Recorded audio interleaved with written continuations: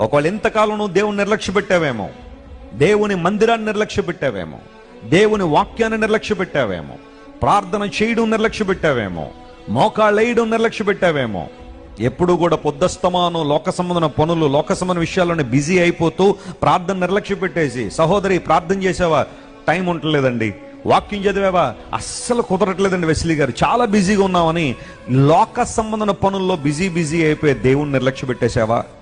ఎందుకు నువ్వు విస్తారంగా సంపాదిస్తున్నా చూడలేకపోతున్నావు? నీ సంపాదన అంతా ఎందుకు చిల్లి సంచులో వేసినట్టు అయిపోతుంది అంటే నువ్వు దేవునికి ప్రాధాన్యత ఇవ్వట్లేదు. నేను చెప్తున్నా దేవుని సేవకునికి చాలా జాగ్రత్తగా వినండి.